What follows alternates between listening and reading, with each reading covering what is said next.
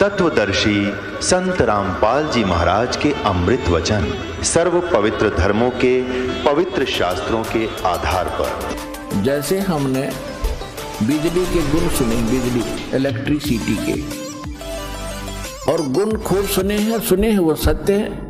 पंखा चलाती है, प्रकाश देती है, ट्यूबवेल चलाती है, फुहारे चलाती है, मशीनों को चलाती है, आटा पीस देती है, ऐसे तो ये खूब गुण है इसके अंदर। फिर मिला कैसे?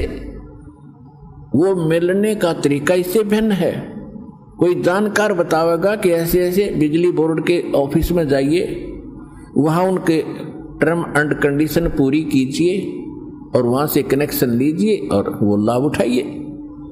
तो वो जानकारी वेदों में नहीं है। तो वो जानकारी क्यों नहीं है? क्योंकि परमात्मा ने कंप्लीट कोर्स दिया था, इस काल भगवान ब्रह्म सर पुरुष के अंतःकरण में फीड किया था, फैक्स किया था ऊपर से। अब आज से 50-100 वर्ष पहले अगर ये बात कहते तो नहीं जचती।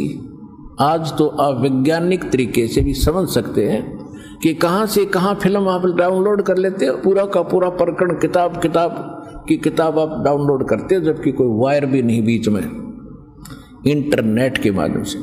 इसी प्रकार परमेश्वर ने हमारे सब जीवों के अंतःकरण एक कंप्यूटर है और साथ में इंटरनेट से कनेक्टेड है, और वो परमात्मा वहां से भेजता रहता। जिसका डिस्कनेक्ट हो गया कनेक्शन, उसमें समान तो है, इंटरनेट पे तो है, लेकिन आपका कंप्यूटर खराब हो गया है, आप उसको डाउनलोड नहीं कर पा रहे, देख नहीं पा रहे।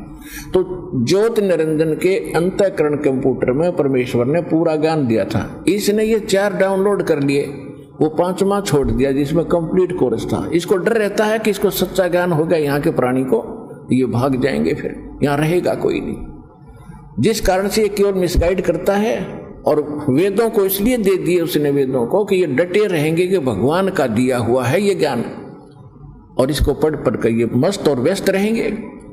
इनकम्प्लीट कोर्स इसने हमारे साथ धोखा करके दे रखा है। तो इसकी पूर्ति के लिए परमात्मा आते हैं, और छोटी सी आयु में जो आते प्रत्येक युग में अपना ये उद्देश्य जो लेकर आते हैं, इस अध्यात्म यथार्थ सिद्धात्म ज्ञान सूक्ष्म वेद यानी 5वें वेद को स्वयं देने के लिए आते हैं। ये 5वां वेद है सच्चिदानंद घन ब्रह्म की वाणी, कबीर वाणी। अब जो प्रसंग चल रहा है कि द्वापर युग में परमात्मा ऐसे ही एक कमल के फूल पर से स्वरूप धारण करके विराजमान हुए, और वहां से एक वाल्मीकि परिवार, वाल्मीकि पति पत्नी उस परमेश्वर को उठाकर घर ले आए। निसंतान थे, उनकी भी परवरिश की लीला कंवारी गायों से हुई। धीरे धीरे बड़े हुए, 5 वर्ष की आयु में बड़े बड़े विद्वानों के छक्के छुड़ा दिए, लेकिन कोई मानने को तैयार नहीं हुआ। बहुत ही कम श्रद्धालु परमात्मा की शरण में उस टाइम आए। यानी मालिक को मालूम था कि इन 3 युगों में, सतयुग, त्रेता, द्वापर में, ये जीव दुखी नहीं होते, इनके शुभ संस्कार कुछ शेष होते हैं, और ये साधना जो कर रहे हैं जिस भी देव इष्ट की, उसको छोड़कर वो कभी खुश नहीं होते, बिल्कुल नहीं छोड़ते।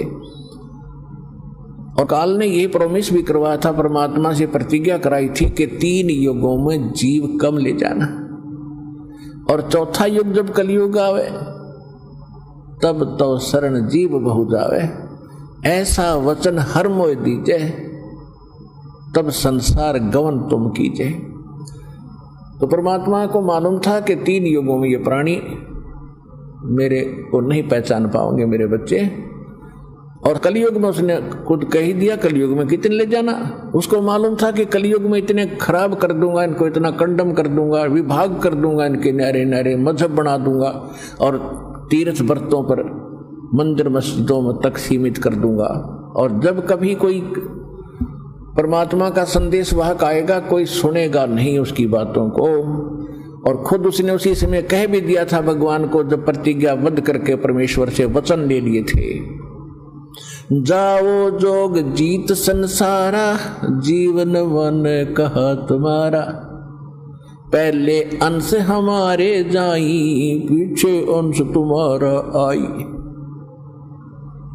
कि 5500 वर्ष जब कलयुग बीतेगा तब अपना अंश तुम भेजोगे, उससे पहले मैं अपने दूत भेज दूंगा, नकली ज्ञान प्रचार प्रसार करने वाले, और वो इतना तहलका मचा देंगे जब आपका जीव, आपका हंस जाओगा या तुम जाओगे, कोई तुम्हारी बात नहीं सुनेगा। जाओ जोग जीत संसारा, फिर जीवन माने कहा तुम्हारा, जीव तुम्हारा कहा न माने, हमारी ओढ़ हो बात बखाने।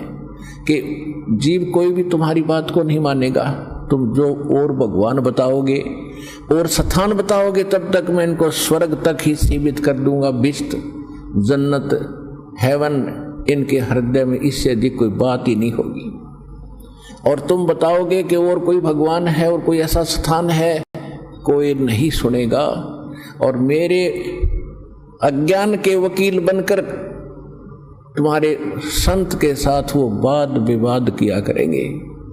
जीव तुम्हारा कहा न माने, हमारी ओढ़ हो बात बखाने, वाद विवाद किया करेंगे। अब परमात्मा ने फिर कहा,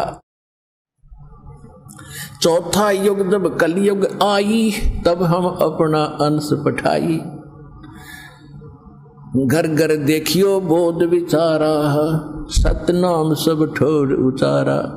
सतयुग बीते 5500 पाचा, जब ये वचन मेरा होगा साचा, और सतयुग बीत जावे जब एता, सकल सृष्टि परम पुरुष पद चेता।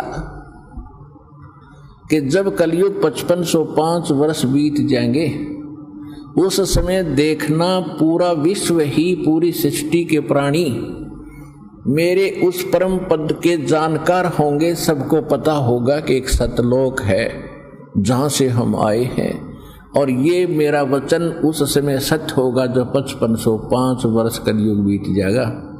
5505 कलयुग पूरा हो जाता है सन 1997 में, और सन 1997 में परमेश्वर स्वयं कृष्णदास को एक साधु रूप में आके और ये संदेशा दे गए थे कि अब ये प्रचार शुरू कर दे और सतनाम सार नाम देना शुरू कर दे, समय आ गया।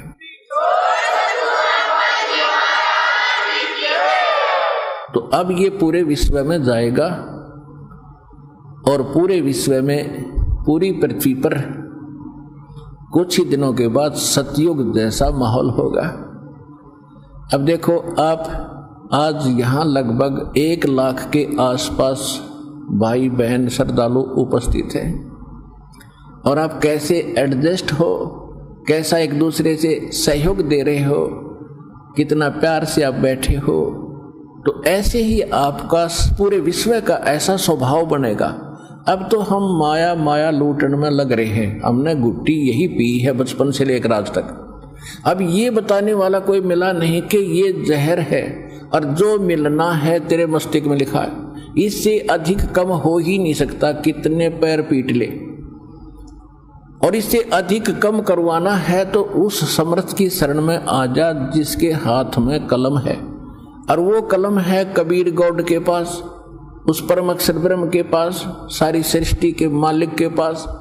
उसकी हमें जानकारी थी ही नहीं।